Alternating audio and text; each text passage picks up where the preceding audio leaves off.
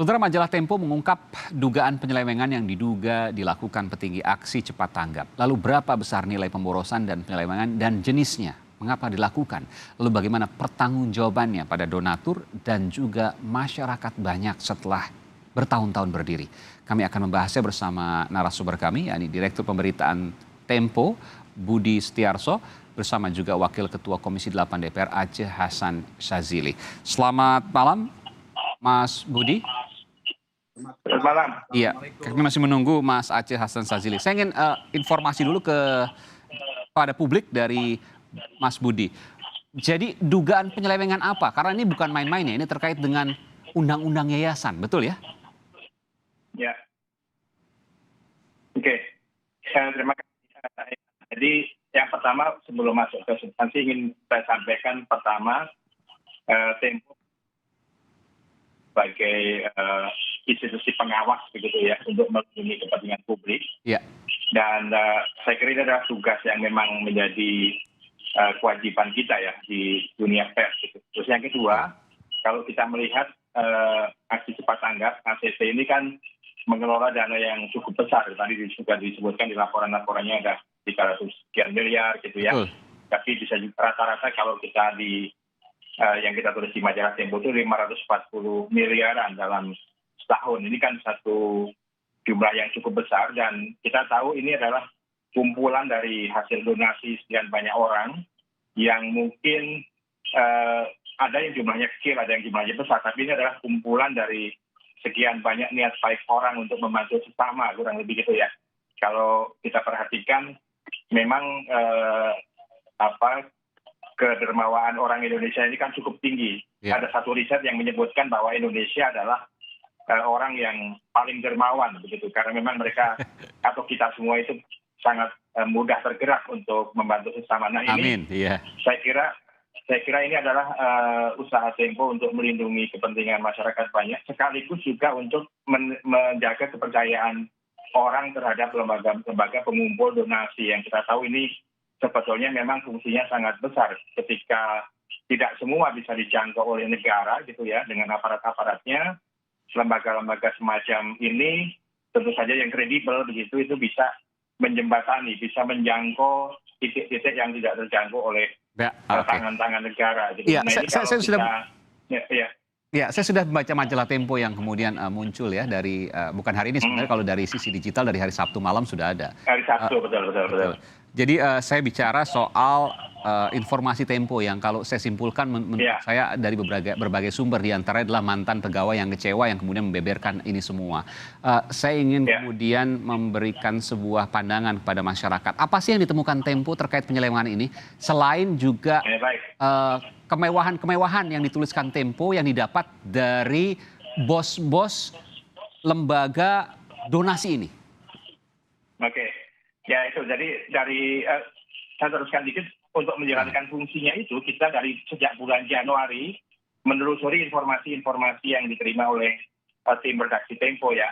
Kita termasuk kemudian menurunkan teman-teman ke satu daerah di Jawa Tengah untuk mengecek betulkah sumbangan yang dikampanyekan itu betul-betul sesuai dengan peruntukannya begitu. Nah, tapi kita menemukan memang ada semacam klaim yang berlebihan dari kampanye di lembaga itu gitu ya, antara yang di lapangan misalnya, dan kita juga menemukan beberapa potongan yang mungkin kalau secara ini tidak terlalu wajar begitu ya. Kenapa? Kita tahu ya, untuk menjalankan fungsi semacam ini lembaga-lembaga pengumpul donasi itu memang membutuhkan biaya operasional gitu ya. Tapi saya kira itu ada batas-batas kewajaran yang kita tahu kalau kita perhatikan beberapa kampanye itu yang memang kita menduganya itu tidak wajar. Ada yang katakanlah sebuah pengumpulan dana untuk masjid di Australia yang nilainya 3 sekian miliar, tapi yang sampai ke lembaga yang menerima itu hanya sekitar 2, miliar sekian gitu. Nah ini kan sebentar, anggarannya 300 miliar yang mau dikasihkan atau yang dipublikasikan. 3 miliar. 3 miliar ya. Jadi nilai proyeknya 3 miliar misalnya ya. Tapi yang sampai ya memang tinggal 2, sekian miliar. Ini kan padahal terkumpul 3 miliar itu. 3 miliar kalau kita perhatikan itu terkumpul. Terkumpul, oke. Yang diberikan hanya 2 miliar sekian. hanya 12 ya. Dan memang kalau kita perhatikan kalau ini kan berarti sekitar berapa tuh hampir 25% begitu lebih bahkan. Dan kalau kita menganut kewajaran begitu kan dalam tulisan di majalah Tempo juga disebutkan di wawancaranya itu kewajaran itu ya sekitar 12,5%, dan itu untuk hak yang penyelenggaranya begitu ya. Nah ini kalau kita perhatikan banyak sekali yang antara klaim-klaim ada juga nilai proyek itu ternyata lebih dari itu gitu. Ya kita tahu juga memang ada beberapa pengeluaran misalnya untuk kampanye beriklan dan segala macam itu yang dilakukan juga gitu. Tapi saya kira kita juga bisa melihat berapa sih yang wajar itu. Nah selain itu kan juga kita dalam laporan ini juga melihat beberapa fasilitas-fasilitas pribadi yang dimiliki oleh para petinggi lembaga itu cukup fantastis ya. Kalau kita perhatikan itu mungkin sejajar dengan pendapatan atau fasilitas yang diperoleh oleh direktur utama bank-bank besar ya, bukan bank-bank BUMN yang kecil, tapi ini bank-bank besar gitu. Kalau kita menyebutkan 250 juta dan itu juga diakui oleh kita mewawancarai mantan dan pimpinan yang sekarang gitu ya, dan mereka cukup mengakui angka itu, bahkan ada juga informasi yang sebenarnya lebih dari itu fasilitas yang diterima.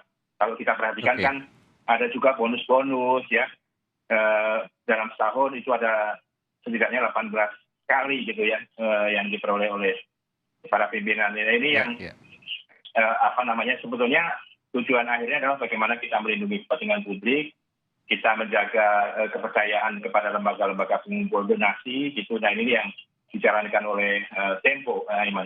Baik, memang angkanya luar biasa ya. Jadi setahun itu bisa mengumpulkan setengah triliun rupiah. Ini yang didapat oleh majalah Tempo. Dua hal yang saya simpulkan ada dugaan penyelewengan di sini. Yang pertama adalah uang hasil donasi tidak diberikan secara semestinya. Kalaupun ada potongan di luar kewajaran, potongan itu terlalu besar. Tadi misalnya contoh 3 miliar untuk masjid di Australia hanya diberikan 2 miliar sekian, yang seharusnya potongannya kalau wajar ya hanya 12,5%, tapi ini lebih dari itu. Kemudian yang kedua adalah soal hidup mewah para bos-bosnya. Soal mobil mewah, soal tunjangan, soal gaji dan lain sebagainya. Tapi saya ingin tanya, karena saya juga sudah mencoba untuk mewawancarai dari pihak ACT namun tidak bersedia untuk bergabung bersama kami kali ini. Saya ingin tanya, saya juga harus imbang juga. Semua yang didapat Tempo itu kan juga kemudian diperiksa di akuntan publik, di mana ACT melakukan proses verifikasi di sana. Dan hasilnya wajar tanpa pengecualian, artinya lolos. Bagaimana Anda menjawab ini, Bu Budi? Ya kalau kita perhatikan di tulisan itu kan juga sudah ada informasi yang menjelaskan sih kenapa sih auditnya itu disebut wajar tanpa pengecualian. Karena memang ada semacam rekayasa begitu ya. Dan misalnya mengubah hutang menjadi intinya adalah mengubah hutang menjadi kalau nggak salah nih pengurangan. Ada trik-trik tertentu lah yang dilakukan ya untuk menuju wajar tanpa pengecualian. Begitu ya. Ada semacam rekayasa dalam pencatatan antara utang dan juga modal. Ini yang karena di dalam tulisan itu juga disebutkan ACT itu memiliki unit-unit di bawahnya begitu ya, dan itu kepemilikannya juga dimiliki oleh para petinggi ACT, dan itu sudah disebutkan di situ gitu oleh majalah Tempo. Jadi ketika kemudian itu ada klaim wajar tanpa pengecualian, jadi kita juga mendapatkan notulen-notulen rapat gitu ya untuk memutuskan hal itu, dan ini saya kira kuat sekali. Dan mungkin juga saya perlu sampaikan, informasi-informasi itu sebenarnya juga diperoleh dari teman-teman yang memang tidak setuju dengan kegiatan-kegiatan seperti itu ya. Kan kita perhatikan banyak juga orang-orang yang barangkali melihat ini sebuah praktek yang tidak lazim, sehingga mereka bergerak hatinya untuk membuka kepada publik melalui majalah Tempo. Ini yang kita telusuri terus dari bulan Januari sampai kemudian datanya utuh, dan pada awal Juli itu pimpinan ACT datang ke Tempo untuk melakukan klarifikasi, kita melakukan wawancara, sehingga ini sebuah liputan yang utuh menjelaskan temuan kita, menjelaskan versinya mereka, dan kita juga memprosesnya dengan undang-undang yayasan ya. Kalau kita perhatikan kan yayasan itu tidak memungkinkan atau tidak membolehkan pengurus yayasan, kemudian pendiri yayasan itu menerima manfaat kan. Itu kan bahkan ada ancaman hukumannya gitu, sehingga kita itu proses semuanya lengkap, antara temuan dari informasi kita proses ke lapangan, Iya. kita verifikasi juga kepada pimpinan ACT dan juga mantan pimpinan ACT yang dua-duanya sekarang juga mungkin tidak dalam satu kubu ya, kalau saya boleh sebutkan secara transparan. Jadi mungkin teman-teman bisa membaca lengkapnya di Tempo, itu utuh laporan lengkapnya. Baik, ini fakta-fakta yang dipaparkan oleh majalah Tempo yang edisi hari ini. Saya ingin tanya ke Bung Aceh. Bung Aceh, jelas mendengar saya? Ya. Baik. Apa komentar Anda dari apa yang ditemukan oleh Tempo? Paparan fakta-fakta. Meskipun mereka juga, ACT maksud saya, punya alibi bahwa mereka sudah diaudit oleh akuntan publik dan hasilnya wajar tanpa pengecualian. Meskipun tadi Tempo menemukan adanya trik-trik tertentu untuk menuju ke WTP tadi. Iya, pertama tentu jika kejadian yang dilaporkan oleh Tempo ini benar, sungguh ini sebuah bentuk kesembronoan ya dari institusi-institusi yang seharusnya melakukan audit secara lebih mendalam. Kesembronoan atau pelanggaran hukum, Bung Aceh? Karena ini kan undang-undang yayasan ya? Iya betul, tapi kan problemnya adalah soal bahwa ada otoritas yang seharusnya melakukan ya pengawasan terhadap lembaga-lembaga seperti ini. Itu yang saya maksud dengan kesembronoan. Jadi saya ketika membaca laporan Tempo ini langsung saya berkomunikasi misalnya dengan Basnas ya, dengan Kementerian Sosial yang memiliki kewenangan untuk melakukan audit terhadap lembaga ini. Ya, kenapa? Misalnya gini, kan kita suka melihat di jalan atau di mana gitu ya, di ruang-ruang publik ACT sering menyebutkan menerima zakat, infak, sodako gitu ya. Kalau itu dilakukan maka itu adalah ACT telah berfungsi sebagai lembaga amil zakat nasional. Nah, kami bertanya kepada Basnas apakah dia memang institusi yang mendapatkan lisensi untuk memungut dana zakat, infak, sedekah dari masyarakat. Ternyata bukan ACT-nya yang terdaftar, tetapi yang terdaftar adalah dia memiliki institusi baru namanya Global Zakat. Ya, ini yang baru betul. Ya. Kemudian ya kami pun juga misalnya mempertanyakan karena dia pun ketika terjadi bencana dia mengumumkan kepada publik ya terkait dengan kejadian bencana dan diminta untuk melakukan dan ini kan sebetulnya keterkaitannya dengan pengawasan yang dilakukan oleh Kementerian Sosial karena dia mengambil dana dari masyarakat dan seharusnya itu diaudit gitu loh oleh Kementerian Sosial bagi siapapun ya institusi yang mengkolek untuk kepentingan kebencanaan dan masalah-masalah filantropi yang terkait dengan masalah yang saya sebutkan tadi, maka memang seharusnya itu semua harus terdaftar di kementerian yang terkait sesuai dengan undang-undang yang berlaku gitu ya. Nah, tentu semua proses akreditasi terhadap lembaga seperti ACT ini ya seharusnya dilakukan oleh institusi yang saya bilang tadi. Karena itu menurut saya ya, memang saya tadi sampaikan kepada Basnas maupun kepada Kemensos segera jangan hanya sekedar mendapatkan laporan-laporan saja lalu mendapatkan izin untuk memungut dana dari masyarakat gitu. Tetapi dipastikan harus diaudit gitu. Jadi posisi pemerintah pun juga harus dalam posisi yang sangat proaktif untuk jadi kalau sekarang sudah seperti ini misalnya majalah Tempo sudah memaparkan data, apa yang seharusnya dilakukan? Dalam hal ini Anda katakan tadi misalnya Kementerian Sosial, ada juga Basnas ya?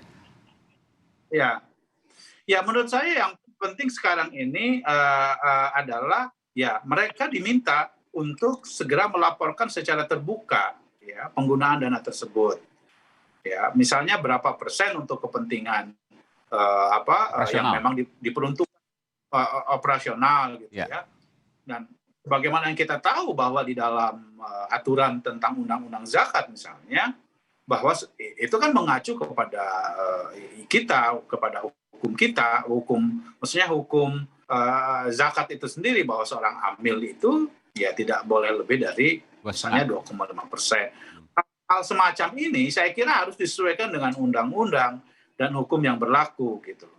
Jadi artinya menurut saya ini ada ada ketidakseriusan saya kira ya dari institusi-institusi yang selama ini memiliki kewenangan untuk mengawasi lembaga-lembaga yang seharusnya dia menjadi penjaga moral juga gitu. Betul. ACT ini kan sering jual-jual zakat, infak, sodako, bahkan bantuan untuk Palestina dan lain sebagainya. Dan memang cepat sekali untuk kemudian bergerak. Dan lain-lain. Ini menurut saya memprihatinkan ya. Jangan sampai atas alasan kemanusiaan, tetapi ini diperuntukkan untuk kepentingan pribadi gitu. Itu yang menurut saya harus diklarifikasi. Gitu. Baik, saya ke Mas Budi, terakhir Mas Budi. Tentu bagian dari editorial majalah Tempo untuk mendorong apa yang kemudian ditemukan oleh majalah Tempo kali ini. Anda bisa sebutkan apa yang harus dilakukan, langkah ke depan? Oke, di sini saya setuju bahwa memang mestinya ada semacam kewajiban audit yang dilakukan oleh lembaga independen, termasuk melibatkan juga Kementerian Sosial, begitu. Karena memang meskipun ya banyak donatur, banyak penyumbang itu dia tidak mengharapkan apapun karena mereka menjalankan ini sebagai ibadah gitu, ikhlas tidak membawa. Tapi mereka pernah tahu sebenarnya apakah yang mereka harapkan sampai itu benar-benar sampai gitu ya. Jadi balik lagi memang ada hak dari para panitia penyelenggara donasi itu untuk mendapatkan biaya operasional, tapi mestinya pada batas-batas yang wajar begitu. Sehingga audit semacam itu memastikan lembaga-lembaga pengumpul donasi itu melakukannya dengan transparan, akuntabel gitu, dan tidak mencederai kepercayaan banyak orang. Karena memang ini kan lagi-lagi lembaga semacam ini diperlukan mengingat tidak semua wilayah itu dijangkau oleh negara. Nah kalau banyak pengurus tidak amanah gitu ya kalau menggunakan diksi dari teman-teman ini atau tidak menjaga kepercayaan itu, saya khawatir ke depannya atau kami khawatir ke depannya lembaga semacam itu kehilangan kepercayaan sehingga banyak sekali korban atau orang-orang yang sebenarnya memerlukan bantuan menjadi kehilangan kesempatan karena orang tidak lagi percaya. Nah, ini yang mungkin perlu dilakukan. Yang saya khawatirkan lebih daripada itu, Pak. Iya, betul. Dan ini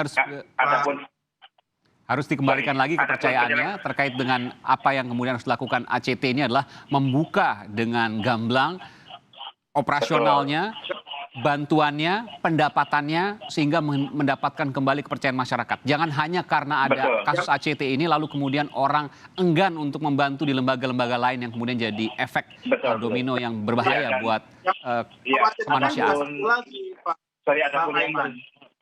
Ya, silakan Mas Budi. Nanti saya berikan kesempatan pada Bung Aceh. Silakan. Singkat saja. Apapun yang sudah terjadi, saya pikir aparat bisa melihat ya apakah ini menyalahi undang-undang yayasan atau tidak. Betul. Karena balik lagi nih yayasan ini membatasi penggunaan dana ya dari yang mereka miliki itu pengurus sendiri itu tidak boleh dan itu sudah ada. Artinya potensi pelanggaran pidana itu ada lewat undang-undang yayasan. Anda mengatakan seperti itu? Ya, mestinya itu bisa di cross check begitu apakah ini betul-betul menyalahi atau tidak. Kan itu aparat penegak hukum yang berwenang. Singkat saja yang bisa dilakukan. Baik, terima kasih. Singkat saja Bung Aceh, silakan. Ya, yang saya khawatirkan justru lebih daripada itu, bahwa ada sebagaimana misalnya sekarang beredar di media juga bahwa ada aliran dana dari kepentingan internasional yang justru bisa bertentangan dengan undang-undang gitu ya, yaitu ya untuk kepentingan misalnya penggunaan hal-hal yang tidak sesuai dengan peruntukannya. Nah ini itu sebuah kekhawatiran. Misalnya saya baca sekilas di PPATK pernah mengatakan bahwa dana tersebut itu dipergunakan misalnya untuk kepentingan membantu kekerasan gitu ya atas nama agama, radikalisme dan potensi itu saya kira memang ada gitu.